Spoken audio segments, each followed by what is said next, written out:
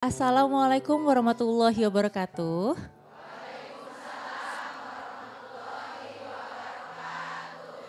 Bunda, sehat semuanya ya? Alhamdulillah. Alhamdulillah. Jadi hari ini kita diberikan kesempatan untuk bisa berkumpul bersama mendengarkan kajian yang begitu spesial sekali dari Ustadz Hilman Fauzi di Masjid As-Sofia Bogor bersama jamaah dengan tema jika hati belum tenang mungkin doa yang kurang panjang. Bisa dijelaskan sedikit nggak Ustadz maksudnya gimana? Kenapa kok doa kita yang kurang panjang? Kayaknya kita biasanya kalau misalkan sholat atau misalkan lagi ada kejadian sesuatu itu kan kita pasti akan berdoa gitu. Karena kita tahu bahwa kekuatan doa itu tidak akan pernah terhianati istilahnya. Bismillahirrahmanirrahim. Assalamualaikum warahmatullahi wabarakatuh.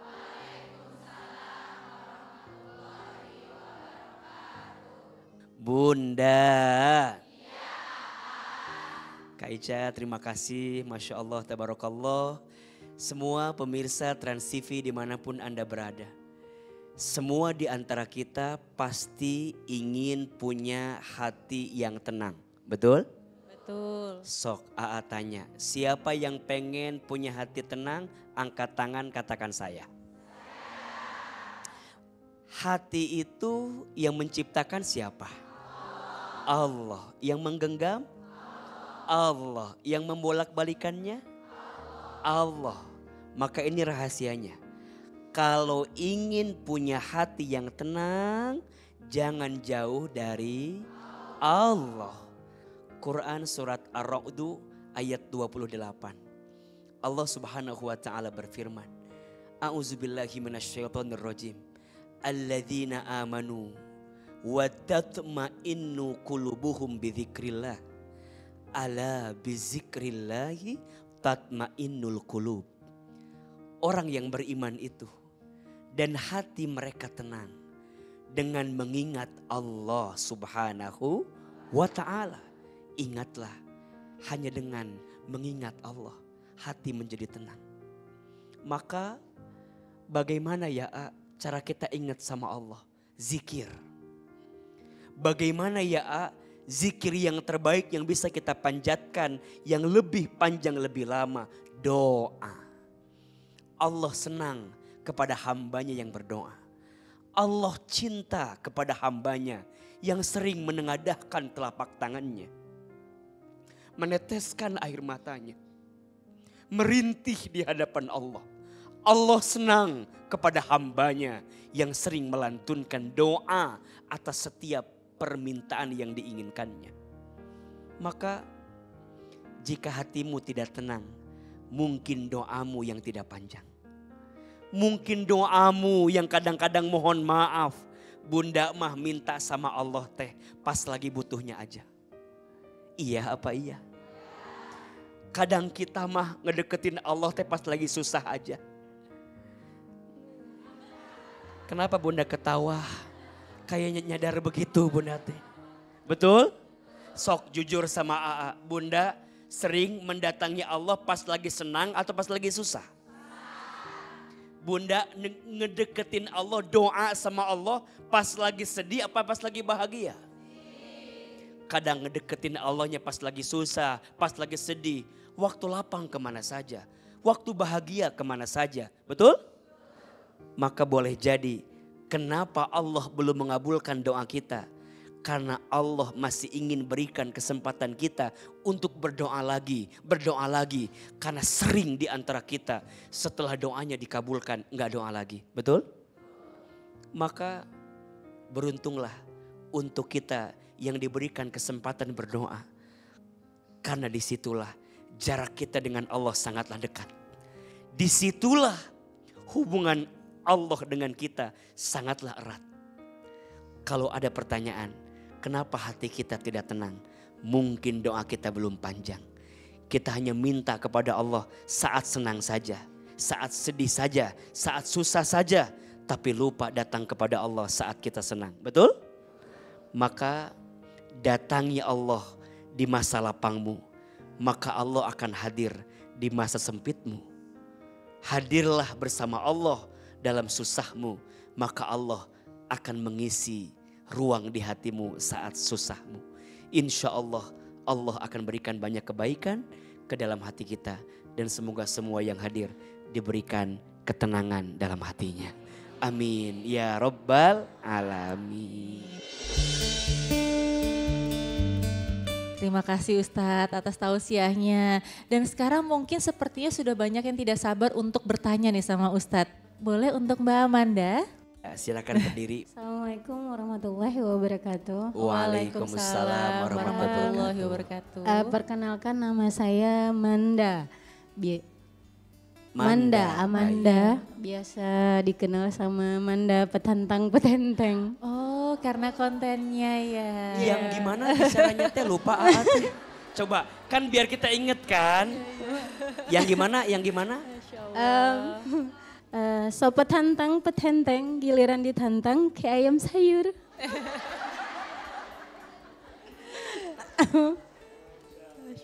Baik, apa yang ingin Mbak Amanda ceritakan, sampaikan kepada kami di kajian hati hari ini? Beberapa tahun yang lalu saya dijodohkan dengan seorang laki-laki.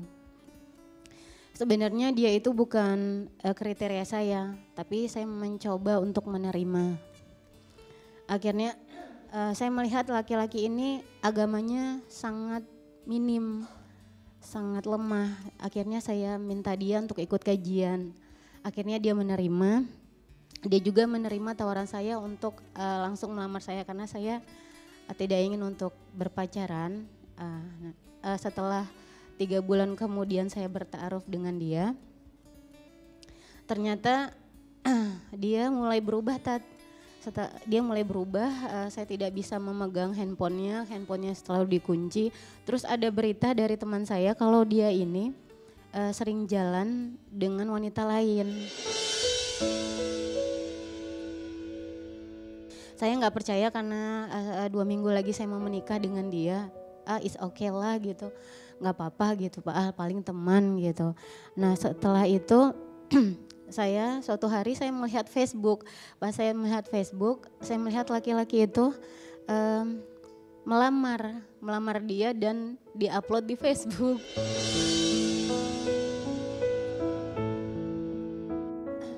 Jadi setelah itu akhirnya saya menanyakan kepada laki-laki itu apakah ingin lanjut atau tidak. Dia meminta saya untuk menunggu 2 tahun lagi. Sedangkan persiapan untuk menikah itu sudah dilakukan. Sudah tenda, catering semuanya sudah di DP Setelah itu akhirnya karena laki-laki ini tidak ada keputusan, akhirnya saya memutuskan dan saya bilang oke, selesai, saya mau ta'aruf dengan yang lain. Tapi itu hanya ucapan saya aja ke laki-laki itu, tapi sebenarnya mulai saat itu saya trauma. Nah, jadi pertanyaan saya, hukum dalam Islam itu gimana Tat untuk orang yang udah bertaaruf tapi dia tetap menjalin hubungan dengan wanita lain. Terus apakah saya salah menolak tawaran si laki-laki itu menunggu 2 tahun? Terus yang ketiga, apakah saya salah juga ketika saya mengalami trauma sampai sekarang saya juga takut menikah? Oke, jadi lihat laki-laki gimana biasanya? Kalau ngelihat laki-laki saya normal sih Tat, suka. Karena ada rasa trauma ketika diajak serius gitu saya trauma gitu karena takut mengulang kembali. Buat laki-laki itu sok petantang petenteng, kirain mah berani nikahin ternyata enggak, please deh. Bunda, hati-hati menaruh hati kepada orang yang belum tentu kita miliki. Betul? Kenapa Aa khawatirnya ada harapan yang tak kunjung jadi kenyataan? Aku anggap dia jadi rumah ternyata hanya singgah. Aku anggap dia akan jadi takdir ternyata hanya hadir. Aku anggap dia teman hidup ternyata numpang hidup. Aku anggap dia akan jadi obat ternyata jadi luka yang paling berat. Dalam Islam ada istilahnya ta'aruf. Apa namanya? Ta'aruf itu saling mengenal. Betul? Jadi yang namanya ta'aruf itu saling mengenal. Kalau saling mengenal berarti yang kenalan salah satunya atau dua-duanya. Dua-duanya. Kalau hanya satu namanya arofa. Kalau dua-duanya namanya ta'arofa, ta'aruf, saling mengenal. Maka harus dalam Islam kita mengenal orang yang akan menjadi pasangan kita. Jangan membeli kucing dalam. Kenapa harus karung sih? Kan ada tempat yang lain. Istilahnya begitu, jangan sampai kita menjalani perasaan dengan orang yang tidak kita kenal, betul? Maka ada istilahnya ta'aruf, bagus, baik. Dan ta'aruf itu ada 3 syaratnya. 1, jelas tujuannya. Jadi waktu kita ta'aruf tuh jelas, ini mau dibawa kemana? Tantang petenteng. Jelas bahwa kita nih saling mengenal karena ada tujuan. Tujuannya apa? Menikah. Jadi bukan kesana kemari. Bukan pergi ke sana berduaan, makan di sini berduaan. Bukan itu. Tapi ada tujuan. Tujuannya apa? Menikah. Betul? Yang kedua, harus ada perantara. Jangan berduaan. Yang ketiganya apa? Kenapa harus setan sih? Kan ada security barangkali. Kan ada tetangga yang lain. Yang ketiganya khawatirnya godaan. Betul nggak? Maka jangan berduaan, harus ada wasilahnya, perantaranya. Mbak Amanda kalau mau kenal sama orang harus ada perantaranya. Kenapa? Biar ada yang memfasilitasi saling mengenal itu. Betul? Dan yang ketiga ada targetnya. Ta'aruf 5 tahun. Nyicil motor etama. Betul tidak? Bahkan mohon maaf tadi Mbak Amanda cerita. Padahal dia sudah ta'aruf sama saya. Tapi kemudian mohon maaf dia malah pergi dengan perempuan yang lain. Apa tadi? Ini pertanda bahwa dia bukan orang baik untuk kita. Betul? Harus kenal dengan orang tua, betul gak? Kenal dengan keluarga. Kita itu menikah bukan hanya menyatukan 2 hati yang saling mencintai. Tapi menikah itu menyatukan 2 keluarga yang saling mengisi, betul? Maka ke depan Mbak Amanda memang sakit pasti. Tapi gak apa-apa. Allah hibur Mbak Amanda dengan semua kebaikan hari ini kan. Viral kan. Mungkin kalau bukan karena laki-laki itu gak akan keluar kalimat petantang petenteng. Karena itu keluar karena sakit hati yang dirasakan. Betul? Selalu ada pelangi setelah badai. Selalu ada senyuman setelah tangisan. Betul? Selalu ada rasa manis setelah rasa pahit yang kita rasakan. Bicara ta'aruf, A juga dengar dulu Teh Ica juga waktu ketemu dengan Mas Dude juga katanya ta'aruf. Boleh gak cerita sama kita biar jadi inspirasi? Iya kan? Iya. Bedanya kalau Mbak Amanda ta'aruf yang gagal. Kalau ini ta'aruf yang insya Allah sukses. Iya, boleh gak Teh Ica? Gimana dulu ceritanya tuh? Boleh Ustadz. Jadi sebenarnya kami sudah saling kenal itu dari tahun 2003-2004. Itu pertama kali kami syuting bareng gitu. Nah memang selama ini nganggapnya cuma kakak adik Ustadz. Ya karena kita berapa kali syuting bareng itu perannya walaupun sebagai pasangan. Tapi di lokasi di dunia nyata itu memang kalau ke lokasi itu kan Ica masih pakai baju sekolah ya Ustadz ya. Waktu itu masih SMP. Jadi Kak Dude itu cuma nanya kayak hari ini lagi kerjain PR apa gitu.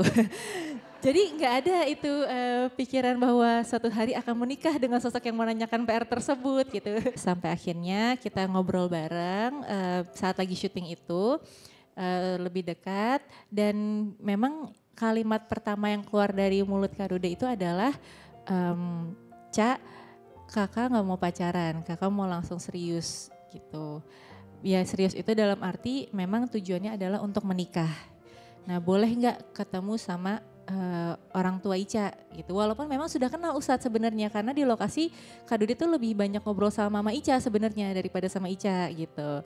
Nah sampai akhirnya karena waktu itu usia Ica kan masih 21 Ustadz pas ditanya gitu. Jadi pas ditanya sama Kak Dude langsung berpikir sebentar ya Kak ya kasih Ica waktu dulu gitu. Ica mau berpikir. Jadi nah selama waktu itu memang banyak istikharah, banyak berdoa, terus minta tolong sama Allah apakah ini memang jodoh yang digariskan untuk saya gitu, apakah memang ini orang yang tepat atau bukan gitu, tolong semuanya dipermudah gitu. Jadi memang persiapan dari saat kita iya itu sampai pernikahan semuanya hanya 6 bulan Ustadz gitu. Bunda. Ada 3 kata kunci yang AA bisa pahami dari proses ta'aruf ini. 1, sebelum deketin orang yang kita cintai, deketinlah siapa? Orang tua. Dapetin hati orang tuanya. Betul? Karena orang tua yang nanti ngasih ridho dan restunya. Yang kedua, libatkan Allah. Karena mohon maaf, jodoh itu ketentuan siapa? Allah. Ada enggak orang yang deketnya lama tapi enggak jodoh? Ada. Ada enggak orang yang deketnya bentar tapi jodoh? Ada. Ada enggak orang yang udah ta'aruf tapi enggak jadi?